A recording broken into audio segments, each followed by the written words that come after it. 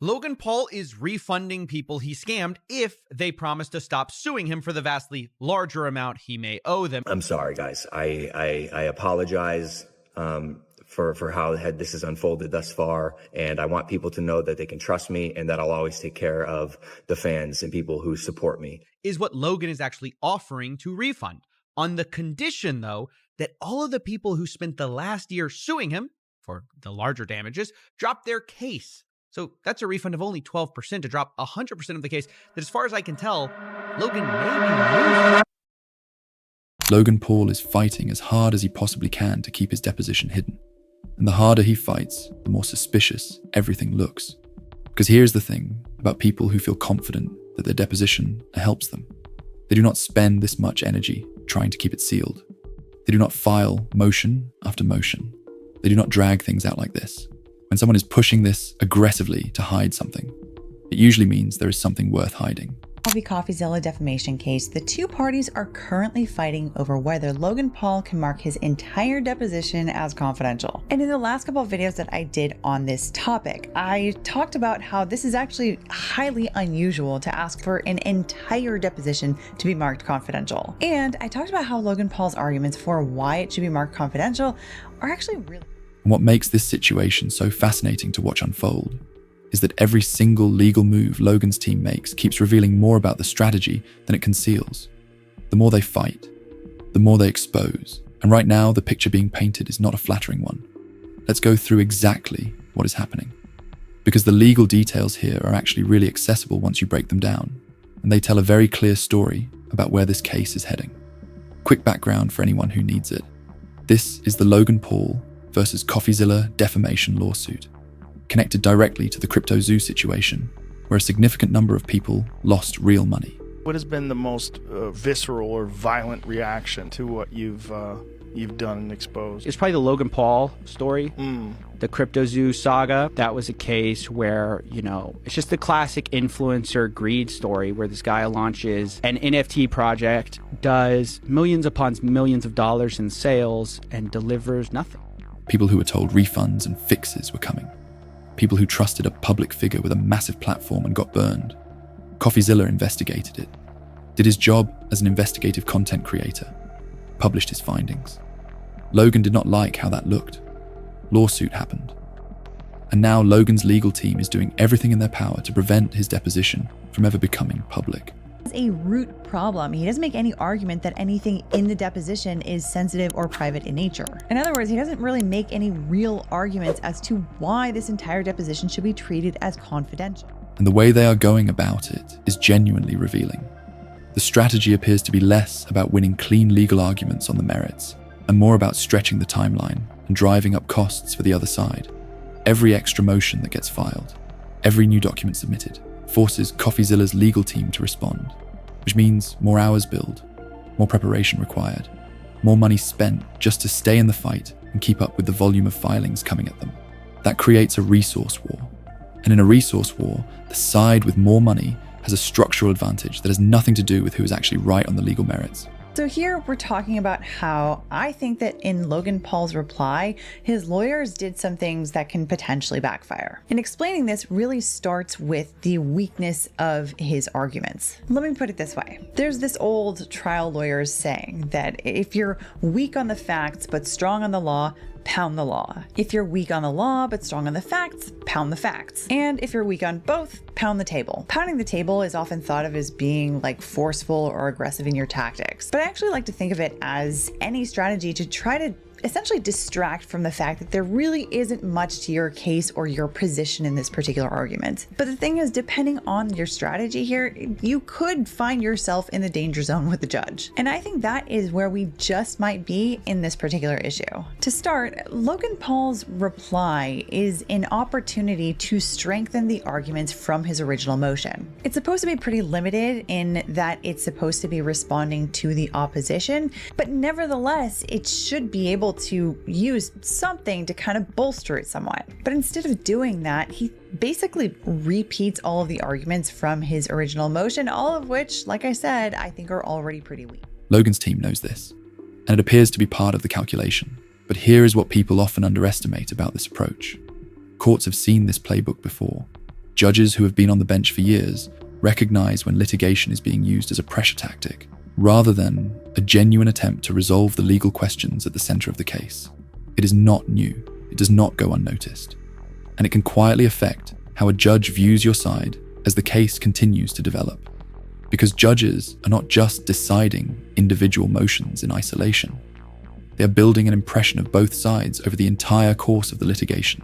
Now, to make matters worse for Paul, his lawyers at one point in this reply tried to do that thing that I described earlier. You know, where both sides will take the legal authority that the other side is using to support their arguments and try to show how it actually supports our side. But the problem is, as much as Paul's lawyers are trying to do that, in my opinion, I think they're very unsuccessful at it. For example, in this part of the reply, they're responding to CoffeeZilla's argument that in order to mark his deposition as confidential, Paul needs to show good cause. And this basically means that Logan Paul needs to have a good, rational reason that has something to do with some kind of privacy interest. It's really not all that hard to do, but the problem for Logan Paul is that nowhere in any of these filings does he ever argue that he has good cause for making any part of his deposition confidential, let alone the whole.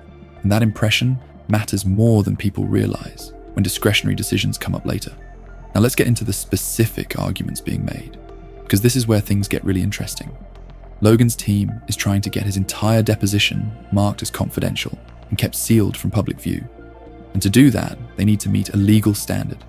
The standard is called good cause, which means you need a legitimate, specific reason connected to some kind of genuine privacy interest, something concrete, something the court can actually point to and say, yes, that is a real reason to limit public access to this information. That is the standard. Instead, Paul tries to suggest that the case law CoffeeZilla is citing to says it's actually a more lenient standard than what CoffeeZilla is arguing. Specifically, Paul says defendants' own authorities recognize that the standard for designating non-filed materials as confidential is, quote-unquote, more lenient. And then Paul cites to this case from the Fifth Circuit, Hoa Lee v. Exeter Financial Corporation. But the thing is, although Paul says that there's like this more lenient standard, he doesn't exactly say what that more lenient standard actually is. And there's a very good reason for that. That's because if he did, it would naturally highlight the fact that the one thing that the Fifth Circuit says that Logan Paul needs in order to mark the deposition as confidential is good cause. Specifically, here's exactly what the Fifth Circuit says. In our view, courts should be ungenerous with their discretion to seal judicial records, which plays out in two legal standards relevant here. The first standard, requiring only good cause, applies to protective orders sealing documents produced in discovery. And then it goes on and actually says, under both standards, the working presumption is that judicial records should not be sealed. So reading that, the Fifth Circuit is actually pretty clear that Logan Paul's motion should absolutely. And it is not an impossible bar to clear. Courts seal things with good cause all the time. Medical records, detailed financial information, sensitive personal data that reaches a real threshold of privacy concern. Those things can qualify. But here is the core problem for Logan's side. Nowhere in any of the filings does his legal team actually argue that they have good cause. They want the entire deposition sealed, but they have not provided the specific detailed justification the court needs to grant that request. And getting something sealed in a civil lawsuit is genuinely hard for a reason. The bar is set high intentionally, because the default in civil cases is transparency. That is how the American legal system is designed. Courts exist to serve the public interest, not to protect powerful individuals from uncomfortable information becoming known. And by the way, not only is this understanding of this issue pretty common across the board in the United States, but the Fifth Circuit is also binding authority on the court that we're in right now with this lawsuit. In other words, the judge in this case is required to follow this case law. And you know, I want to share a little bit more from this Fifth Circuit opinion because I think it beautifully illustrates why it's important for the public, you and me, to have access to this kind of information. For context, this case, Hoa Lee v. Exeter Financial Corporation, involved two parties who basically agreed behind closed doors to keep like 3 3/4 of the discovery in that case marked confidential, and then to seal it permanently just so that the public could never have access to it after the litigation was over. And by all appearances, they didn't do this because this information was actually sensitive in any way. It's just that the parties wanted to keep information private amongst themselves. And so the Fifth Circuit said in response to this, the public deserves better. The presumption of openness is law 101. The public's right of access to judicial records is a fundamental element of the rule of law. Openness is also civics 101. The Constitution's first 3 words make clear that ultimate sovereignty is wielded not by the government, but by the governed. And because we, the people, are not meant to be bystanders, the default expectation is transparency, that what happens in the halls of government happens in public view. Americans cannot keep a watchful eye either in capitals or in courthouses if they are wearing blindfolds. Providing public access to judicial records is the duty and responsibility of the judicial branch. Why is this important? Because accessibility enhances legitimacy, the assurance that things are on the level. Article 3 courts are independent, and it is particularly because they are independent that the access presumption is so vital.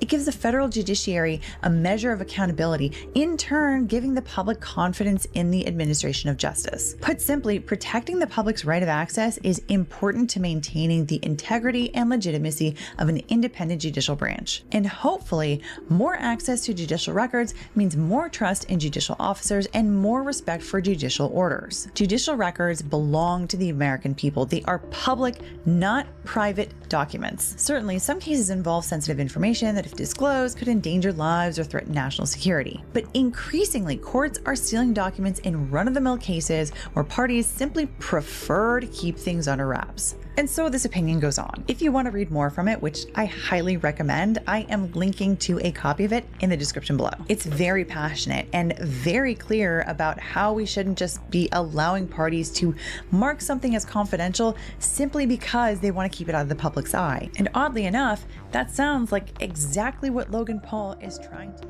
Not to shield wealthy figures from the consequences of their own words spoken under oath. If Logan wants this deposition hidden, he cannot just say seal it and expect that to work. He needs to point to exact pages, specific lines, and explain clearly why each individual part qualifies as confidential under the applicable legal standard. It has to be detailed. It has to be precise. Broad and vague does not cut it. Now that we see the weakness in Logan Paul's arguments here, I want to talk about the pounding on the table part. Specifically, here's where I want to talk about what Logan Paul's lawyers do that I think could end up backfiring. Now, there are actually a couple things that Logan Paul's lawyers do in this reply that the judge might not like, but I really want to focus on one of them. And basically, it looks to me like Paul's lawyers may have twisted the judge's words out of context in order to make their argument.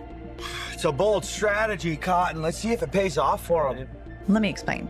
So remember how in his motion, Logan Paul pointed to something that he says the judge said at some point. Specifically, Paul says plaintiff has reason to believe that Mr. Findeisen and his counsel have routinely been sharing discovery materials from this case with the class action plaintiff's counsel, something this court expressed concern about when it decided to temporarily stay this case, and conduct which, again, constitutes use of discovery materials for purposes other than litigating the claims and defenses in this action. So now when you read this, it sounds like back when the judge decided to temporarily freeze this case back in September, he had this super serious concern specifically about CoffeeZilla sharing information with the class plaintiffs. But if you watched my first video on these arguments in this particular issue, you know that I looked back at the judge's September order staying the case, and I saw that the judge didn't say anything about this in that written order. And so in that video, I said, the only thing that I can really think of is maybe the judge made some kind of a comment at the hearing just before this written order came out. And as it turns out, in the reply,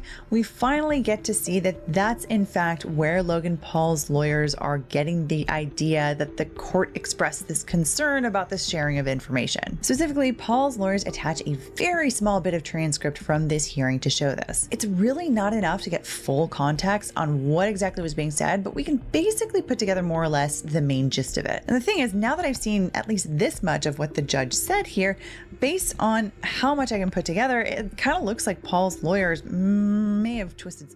What the reasoning from his side basically amounts to is this. This information could make me look bad or be used against me, so it should stay private. That argument does not work in court. It is not a legally recognized basis for sealing records, and any experienced judge reading that reasoning knows immediately that it does not meet the required threshold. Because courts are not there to protect people from looking bad. They are there to serve justice in public view, with accountability built into the process. The public has a fundamental right to see how justice is administered unless there is a serious, legitimate, specific reason to limit that access. And if that's the case, that is a problem for them, because that would mean that they are twisting the judge's words to the judge. Let's take a closer look so you can know what I mean. So this hearing transcript that Paul attaches starts out where the judge is talking about CoffeeZilla's earlier request to transfer the case from San Antonio to Austin so that it can be litigated in the same court as the class action case. And there's discussion leading up to this that we can't see, but he basically concludes that he doesn't want to transfer the case over there. So the judge says at the top of this page, "So I'm wondering, I will tell the parties the motion to withdraw, the transfer to withdraw. I'm not transferring this case to Judge Griffin. It would not be fair. I've already had involvement in this case. He's got enough on his plate. But I am considering staying some or all of the proceedings in this case while that case gets rolling. I need to hear from the parties on it. I'm concerned about it. Judicial resources need to be economized. There is the danger of prejudice to both sides. I'm very concerned, even though there's a voluntary agreement by these potential class members to subject themselves to deposition, I'm concerned that that could be prejudicial to them. I'm concerned with the team on the Logan Paul side that some of this information would be information that could be used in the other case, even with the protective order. And the flip side, of course, anything that was disclosed by defendants in this case to Mr. Paul, how could he not use that in that case? I'm worried. I do not want to prejudice the parties. I need to hear from the parties as to how to address these issues. It's separate from the motions in front of us. I'd like to start with the plaintiff. So it sounds like what the judge is really saying here is, we have these two cases where one person is a party in both of them, that's Logan Paul, and then you otherwise have other people who can be affected in one case by something in another case that they're not even involved in. And so rightly, the judge is worried that there are things that can happen here that could lead to an unfair prejudice to one or another side, and if these parties start to engage in discovery funny business. Now here is where Logan's legal team makes a move that is either very bold or very risky. And when you look at how it plays out, it lands firmly on the risky side. They cite a Fifth Circuit case called HOA versus Exit Financial Corporation to support their argument. The idea is to use this case law to suggest there is a more lenient standard for marking deposition materials confidential, that the bar is lower than CoffeeZilla's team is arguing. But they mention this more lenient standard without actually spelling out what it is. And there is a very specific reason for that omission. Because if they actually quoted the standard, if they showed what the Fifth Circuit actually said, it would immediately highlight that, even under the most favorable interpretation, the one thing that case says Logan needs is good cause, which he has not argued he has. Logan Paul has released his third response video to CoffeeZilla and the CryptoZoo community. CoffeeZilla is not a criminal. I called him, I apologize. Step 2, we want to offer a rewards program for players who are disappointed in the status of the game. So essentially you're gonna be able to burn your base egg or your base animal for the mint price, which was 0.1 ETH or the equivalent in BNB. I am personally committing 1,000 ETH to this, which is about $1.3 million. I'm sorry guys, I apologize for how this has unfolded thus far, and I want people to know that they can trust me and that I'll always take care of the fans and people who support me. And lastly, thank you CoffeeZilla. You have catalyzed this, and I am very grateful for your work and your investigation, and I mean that. Thank you, bro. So the case they chose to cite to help their argument ends up containing the exact requirement they have been avoiding this entire time. And it gets worse, because the Fifth Circuit opinion is actually very direct about its position on sealing records. It says courts should be ungenerous with their discretion to seal judicial records. Logan Paul is refunding people he scammed if they promise to stop suing him for the vastly larger amount he may owe them. And honestly, I'm conflicted, because on the one hand, victims getting money is always great, and I'm proud that our investigation led to some real-world consequences. But I can't pretend that things are fixed or fine for people who entrusted me with their story when that's just not true. So here's the real, more complicated story in 3 parts: the refund offer, the zoo tokens, the lawsuit, starting with the most important part. And if you get one thing from this story, this should be it. These are the estimated damages in CryptoZoo, $18.5 million, which comes from a combination of ZooCoin and NFT sales. And then this, much smaller percentage of that pie, is what Logan is actually offering to refund, on the condition, though, that all of the people who spent the last year suing him for the larger damages drop their case. So that's a refund of only 12% to drop 100% of the case that, as far as I can tell, Logan may be losing. It explains that under both the standard for discovery materials and the stricter standard that applies to formally filed judicial records, the working presumption is that records should stay public, not be hidden, under both standards, not one, both. The starting assumption is openness every time. So Logan's team cited a Fifth Circuit case to argue the court should go easier on them when it comes to sealing records. And the case they cited explicitly says the opposite. The case argues for being ungenerous with sealing, for defaulting to transparency, for keeping records public unless there is a genuine compelling reason not to. Logan's own citation works against him. That is a genuinely bad place to be in a legal filing. The reason this probably came up is because, remember, the judge started out here in this hearing transcript talking about CoffeeZilla's motion to transfer the case. If we look back, in that motion, CoffeeZilla made the argument that the whole reason Paul filed this lawsuit was to purposely engage in funny business. Specifically, one reason was to punish CoffeeZilla, and then the other was to get around roadblocks that came up in the class action case and to gather discovery from CoffeeZilla that he could use in the class action case and during a time when the class plaintiffs weren't able to collect any discovery against Paul. So with that in mind, when we look back at this hearing transcript that Logan Paul has attached to his reply, let's home in on one part specifically. The judge says, "I'm concerned with the team on the Logan Paul side that some of this information would be information that could be used in the other case, even with the protective order." What that means is the judge is actually recognizing that the protective order can't necessarily stop CoffeeZilla from sharing non-confidential information with the class plaintiffs. And then, importantly, the judge immediately also says, and the flip side, of course, anything that was disclosed by defendants in this case to Mr. Paul, how could he not use that in that case? Again, he's saying, how could he not use that in that case? That means he's once again acknowledging, I know I can't stop Logan Paul from using discovery over there after he gets it over here. And so what we can piece together is that the judge here isn't saying, hey, CoffeeZilla, you're not allowed to share information with the class plaintiffs at all. And to be clear, that is actually what Logan Paul is trying to suggest in this current argument over his deposition. But rather, what it sounds like the judge is actually saying here is, I'm worried about all of this just turning into a huge mess where both sides start to abuse the discovery process across the board to get an unfair one-up on each other between these two cases. And the Fifth Circuit is not just some persuasive authority that a judge can choose to follow or ignore, depending on their preference. The Fifth Circuit is binding authority on the court where this case is being heard, meaning the judge is legally required to follow it. There is no discretion there.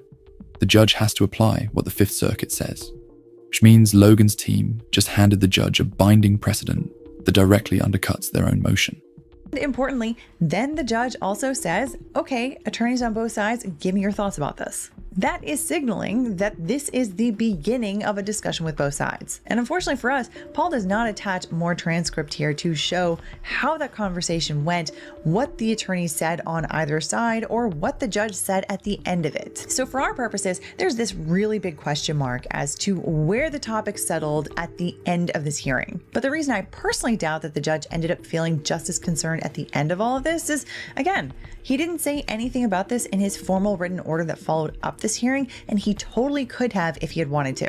If he was still concerned, he likely would have reminded the parties about that concern in that written order. However, although we can't be sure from this vantage point that you and I are sitting in, the judge obviously was there for the hearing, and he most likely remembers why he was concerned and what he said and how he felt at the end of this hearing. And in my experience, Judges don't often take too kindly when they think that one party is taking something that he or she said before and then twisting that into something different. And that can result in a verbal lashing from the judge in response, or it can also just mean that over time, the judge starts to build this feeling of disdain or annoyance or mistrust against your side. Remember, judges are human too, and they develop a sense over time about the attorneys that are in front of them. Who's professional, who's honest, and who's maybe not so much. And throughout litigation, there are many decisions along the way where the judge has to use his or her discretion. And sometimes if the judge thinks that you have a pattern of being dishonest or unfair, or that you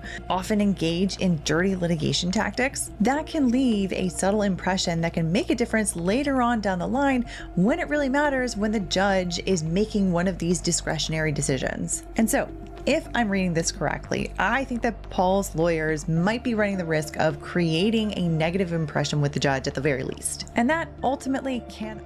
There's also a broader passage in that Fifth Circuit opinion that is worth understanding, because it gives important context for why all of this matters beyond just this specific case. The court writes about why public access to judicial records is a fundamental element of the rule of law. It talks about how openness enhances legitimacy, how the American system is built on the premise that government operates in public view, that judicial records belong to the people, not to the parties in a lawsuit, not to wealthy individuals who would prefer certain information stay hidden. The court specifically warns about a growing pattern of parties trying to seal documents in ordinary cases, not because the information is genuinely sensitive in any meaningful way, but simply because they prefer to keep things private. And the court pushes back on that pattern hard, saying the public deserves better than to have courts used as a tool for keeping inconvenient information out of public view. When you read that language and then look at what Logan Paul is trying to do in this case, the parallel is extremely uncomfortable for his side, because the argument he is making is essentially the exact thing the Fifth Circuit said courts should refuse to allow.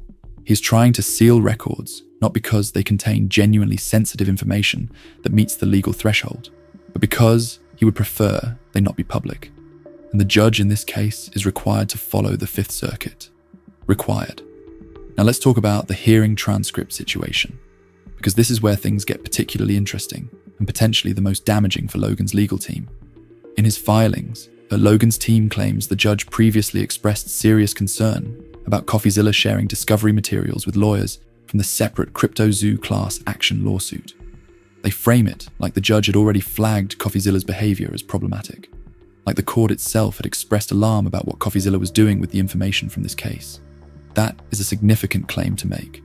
If true, it would add real weight to Logan's argument that the deposition should be protected, except when you look at the judge's official written order from that same time period. That concern is not documented anywhere in the formal record. It is not in the written order. It is not in the official documentation of what the judge decided and why. The only thing Logan's team points to is a small excerpt from the hearing transcript, a brief slice of what was said during the oral argument. And when you actually read what the judge said in that excerpt, it does not say what Logan's team is representing it as saying. What the judge was actually expressing concern about was the potential for information from this defamation case to create an unfair advantage in the separate CryptoZoo class action lawsuit. And critically, he expressed concern about both sides, not specifically about CoffeeZilla. The judge said he was concerned that information could be used by Logan Paul's side in the class action case, even with a protective order in place, and then immediately said that anything disclosed to Logan in this case, how could he not use that in the other case? Read that again. The judge was flagging concern about Logan using information from this case in the class action, not about CoffeeZilla doing something improper. So Logan's team is presenting a transcript excerpt to the judge, to the same judge who was in that room and said those words and knows exactly what he meant by them. And they are representing it as meaning essentially the opposite of what it actually means. That is an extraordinarily risky move. Judges remember what they said. They remember the context. They remember what they were concerned about and why. And when a party comes back to them in a later filing and represents their words in a way that does not match the reality of what happened, judges notice that, and they do not respond well to it. This is not a small technicality. This is potentially misrepresenting what the court said to the court itself. And that kind of thing affects credibility in ways that ripple through the entire rest of the case. Every subsequent argument Logan's team makes gets filtered through a lens of how much can we trust what this side is telling us. Every filing gets read more carefully. Every citation gets checked more thoroughly. Every claim gets scrutinized more skeptically. Because once a judge starts to feel like one side is not being fully straight with the court, that feeling does not go away easily. And throughout the course of a litigation, there are many moments where the judge has to exercise discretion. Decisions where there is not a clear right or wrong answer, and the judge uses judgment. Those moments are exactly where credibility matters most. Where the impression you have created with the court over time quietly influences the outcome in ways that are hard to trace to any specific moment, but are very real.